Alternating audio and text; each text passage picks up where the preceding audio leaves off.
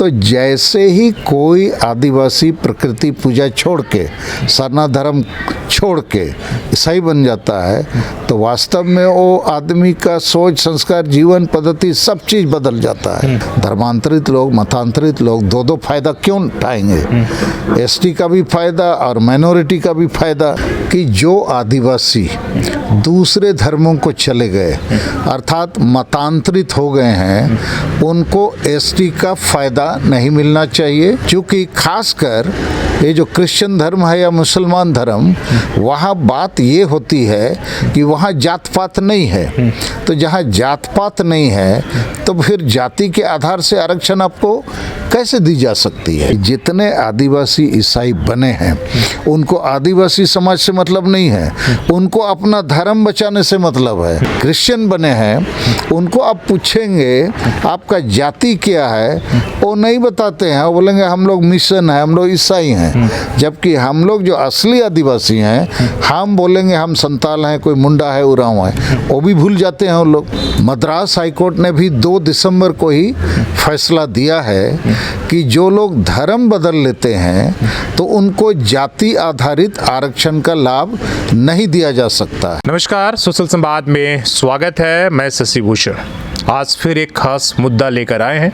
झारखंड में आपने देखा रोज नए और नए प्रतिदिन परिवर्तन का दौर चल रहा है। मुद्दे भी एकदम संवेदनशील उठ रहे हैं। 1932 विधानसभा ने पास कर दिया है, लेकिन आगे क्या होगा उसको लेकर संशय है।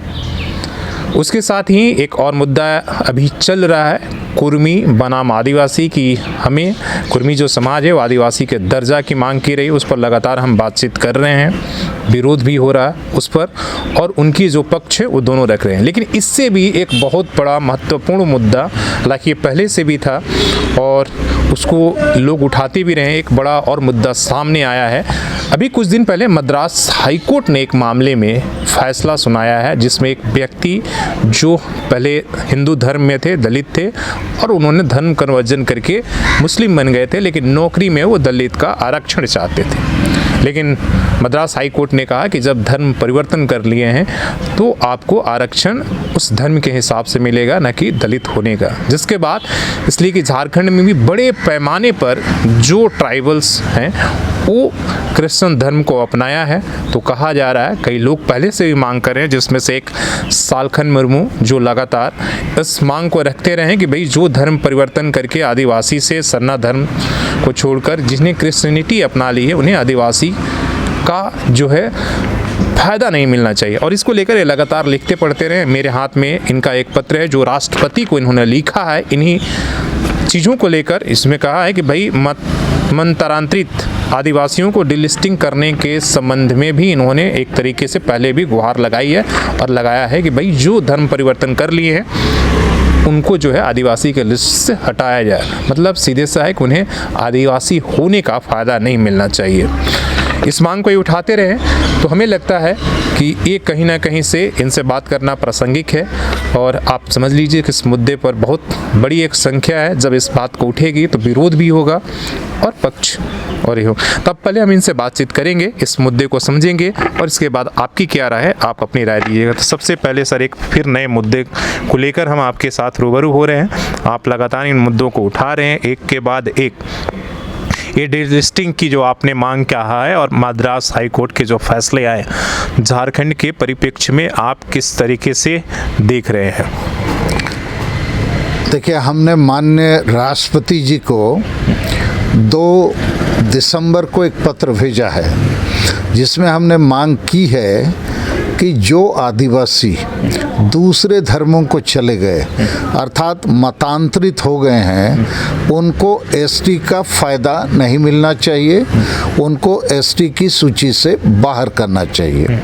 इस मामले पर मद्रास हाईकोर्ट ने भी 2 दिसंबर को ही फैसला दिया है कि जो लोग धर्म बदल लेते हैं तो उनको जाति आधारित आरक्षण का लाभ नहीं दिया जा सकता है।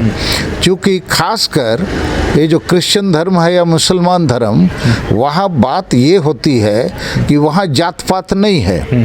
तो जहाँ जात पात नहीं है तो फिर जाति के आधार से आरक्षण आपको कैसे दी जा सकती है? दोहरा लाभ हो गया, दोहरा लाभ हो जाता है। तो इस मामले पर मद्रास हाईकोर्ट का जो फैसला है मुझे लगता है सही है।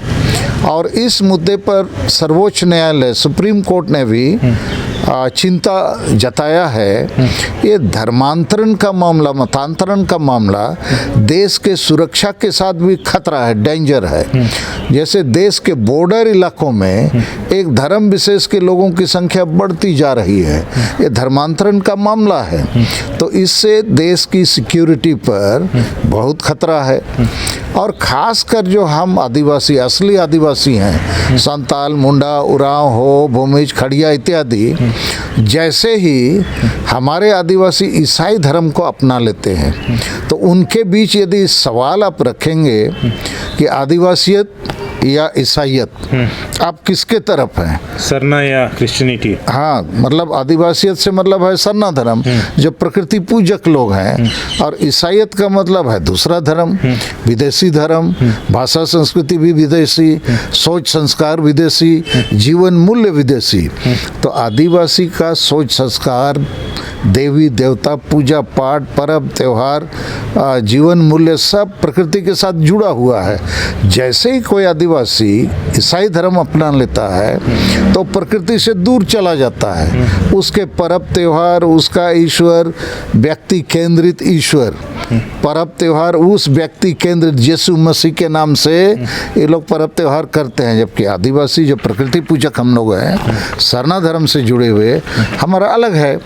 तो जैसे ही कोई आदिवासी प्रकृति पूजा छोड़ के, सरना धर्म छोड़ के ईसाई बन जाता है तो वास्तव में वो आदमी का सोच संस्कार, जीवन पद्धति सब चीज़ बदल जाता है।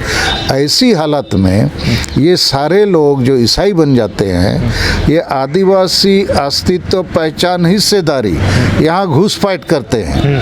अर्थात ये हमारी जड़ों को कमज़ोर करते हैं, हमारे लोगों को भटका देते हैं, दूसरी दुनिया में ले जाते हैं।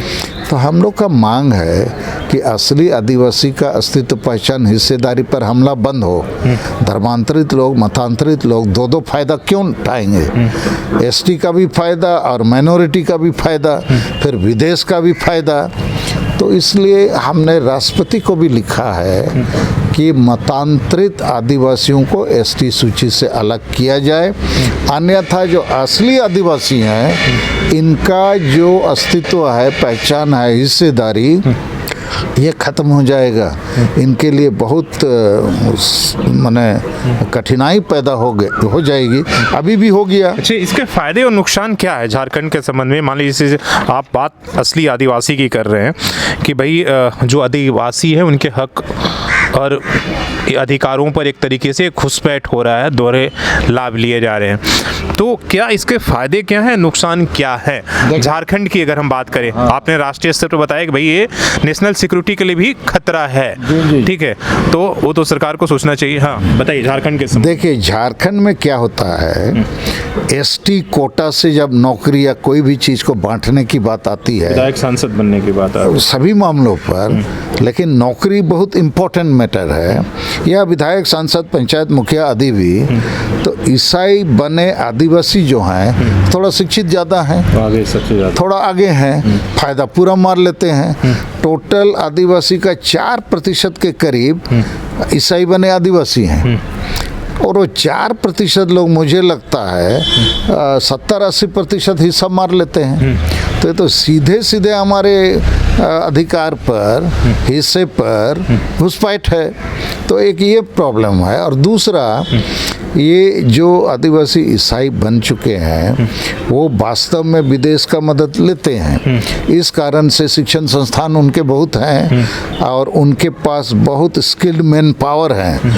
ये जो उनके धर्म गुरु लोग हैं, सिस्टर, फादर, ये लोग शादी विवाह नहीं करते हैं, रोमन कैथोलिक चर्च वाले, तो दिन रात इसी काम में लगे हुए हैं, शिक्षण संस्थान चलाते हैं, एनजीओ की तरह काम करते हैं, अभी बिजनेस भी करते हैं, कॉमर्शियल इंस्टीट्यूशन आदि ये लोग चलाते हैं। तो लेकिन इतने सारे आदिवासी, इवन ये जो रांची आर्च डायोसिस बोला जाता है, अर्थात इसमें अंडमान तक और 4-5 राज्य के जो रोमन कैथोलिक चर्च के आदिवासी हैं, उनका एक साम्राज्य है जो रोम से चलता है। तो इनके पास धन भी है, जन भी है, समझ भी है, संस्थान भी है, एकता भी है, बहुत बड़ी ताकत है।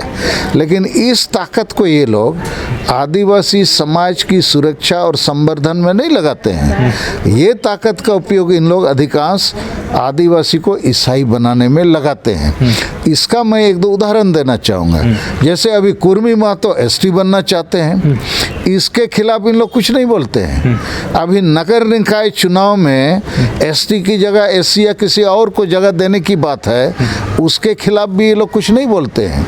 CNT SPD कानून में रघुवर दास जी के समय में उसका गलत संशोधन हुआ, अर्थात आदिवासी की जमीन लूट जाएगी, मिट जाएगी, उसके खिलाफ भी इन लोग का कोई आंदोलन नहीं था।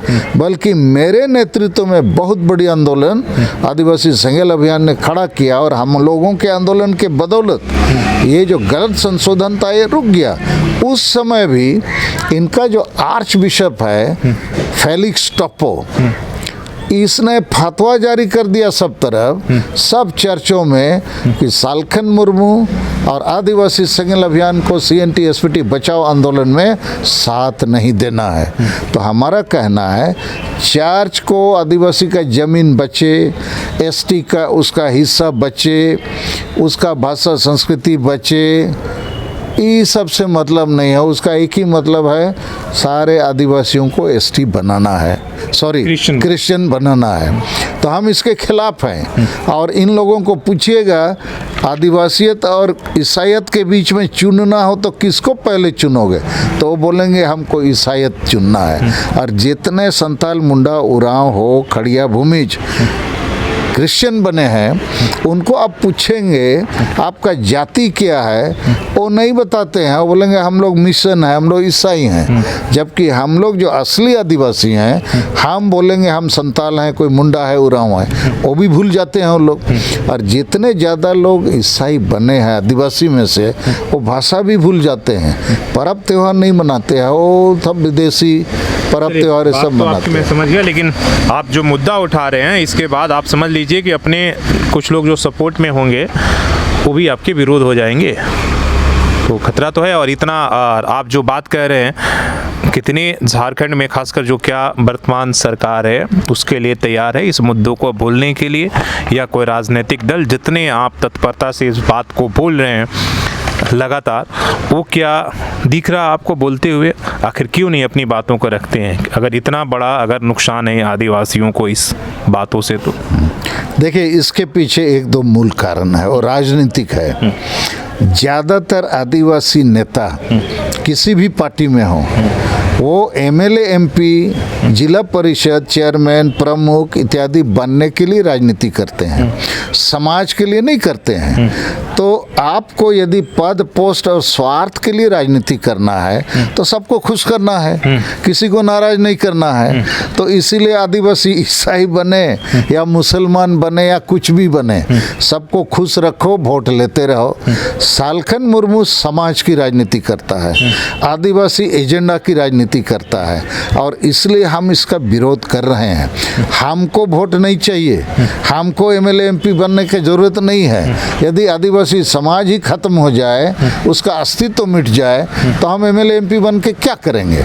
दूसरी बात, एक बड़ी बात मैं कहना चाहता हूँ राजनीति से जुड़ी हुई, जितने आदिवासी ईसाई बने हैं ये आंख मूंद के कांग्रेस को वोट देते हैं। इसके झारखंड में तो JMM को भी कर रहे हैं। कांग्रेस का मतलब यहाँ JMM है। जहाँ JMM नहीं है वहाँ जितने आदिवासी ईसाई बने हैं, छत्तीसगढ़, मध्य प्रदेश, उड़ीसा, बंगाल, ऐसे बहुत सारे राज्य हैं ना, तो जितने आदिवासी ईसाई बने हैं, तो उनको जैसे मुसलमानों को बीजेपी से डर सताता है कि मेरा धर्म, मेरा समाज का क्या होगा, तो बीजेपी का विकल्प तो कांग्रेस है। झारखंड झारखंड में कांग्रेस बी टीम है, जेएमएम ए टीम है। आखिर जेएमएम और कांग्रेस जो है दोनों बीजेपी के खिलाफ हैं, तो ईसाई इनके साथ जुड़े हुए हैं। तो यहाँ पर बात ये उठती है कि जितने आदिवासी ईसाई बने हैं उनको आदिवासी समाज से मतलब नहीं है, उनको अपना धर्म बचाने से मतलब है। इसलिए बीजेपी माने हिंदू धर्म, तो जेएमएम या कांग्रेस माने ईसाई धर्म। तो ये सारे जो ईसाई बने आदिवासी हैं, ये राजनीतिक रूप से मैं कहूँगा ईसाई धर्म ने संताल मुंडा उरांव जो क्रिश्चियनिटी में चले गए हैं, इसको गुलाम बना दिया है। इन लोग राजनीति के बारे में कोई विचार नहीं करते हैं। इनको जो कार्डिनल, बिशप, फादर ये सब जो आदेश देंगे वही वोट देना है। और ये जो cardinal, bishop, father, arch bishop हैं, इनको तो धर्म से मतलब है, आदिवासी समाज जाति से कोई मतलब नहीं है, भाषा संस्कृति से भी। लेकिन आरक्षण खत्म होगा तो उससे तो मतलब है, डिलिस्टिंग पे तो बहुत हंगामा होगा। उसमें भी कुछ नहीं होना है। उन लोग को ईसाई धर्म को ही पकड़ के चलेंगे, ऐसा हमको लगता है। अन्यथा हमने कई बार सरना और ईसाई आदिवासियों से आग्रह किया कि भाई झारखंड जैसे राज्य में ऐसा लगता है कि कांग्रेस भी आदिवासी के लिए कुछ करती नहीं है, जेएमएम भी कुछ करती नहीं है, बीजेपी भी ज़्यादा कुछ करती नहीं है, तो क्यों ना यहाँ सरना, ईसाई, आदिवासी हम लोग मिल के एक क्षेत्रीय दल का गठन करें। तो उस मामले पर ईसाई आदिवासी जो हैं वो बिल्कुल सहमत नहीं होते हैं। भाड़ में जाए आदिवासी और उसका जाति, उसका अस्तित्व, हम तो कांग्रेस को ही वोट देंगे, जो होना है होगा। इससे मैं ये कहना चाहता हूँ कि ईसाई बने आदिवासी जो है ना, उनको आदिवासी समाज, उसका अस्तित्व, पहचान, हिस्सेदारी से ज़्यादा मतलब नहीं है। उनको धर्म बचाने से मतलब है, क्रिश्चियनिटी से मतलब है। इसलिए हम इनके खिलाफ हैं, इनके विरुद्ध में हैं। और हमने आदिवासी संगठन अभियान की तरफ से 5 प्रदेशों में ये बात रख दिया है कि भाई जो लोग सरना धर्म अर्थात प्रकृति पूजा धर्म को छोड़ चुके हैं, आप वास्तव में आदिवासी को छोड़ चुके हैं। आपके पास आदिवासी होने का गुण जो है वो अब नहीं रहा, इसलिए आपको एसटी सूची से अलग होना चाहिए या आप लोग वापस आ जाइए। हम अभी भी इनको आग्रह करना चाहेंगे आपके चैनल के माध्यम से, जितने आदिवासी ईसाई बने हो, यदि चाहते हो आदिवासी होना, आदिवासी की भाषा, संस्कृति, परंपरा का निर्वाह करना, आदिवासी एसटी होने का लाभ लेना, तो वापस आ जाओ। यही मेरा संदेश। लास्ट सवाल ये है कि मान लीजिए एक तरफ कुर्मी जो आदिवासी बनने के लिए वो लगातार आंदोलन चला रहे हैं, दूसरी तरफ एक आंदोलन ये है कि भाई जो आदिवासियत छोड़ चुके हैं वो क्रिश्चियन अपना लिए, उनको डिलिस्टिंग किया जाए। इन दोनों में से सबसे ज़्यादा आपके लिए चैलेंज और ख़तरा क्या दिख रहा है झारखंड के? देखिए, इसमें मैं एक बात नया जोड़ना चाहता हूँ। 2 दिसंबर 2022 को हमने महामहिम राष्ट्रपति को पत्र लिखा है।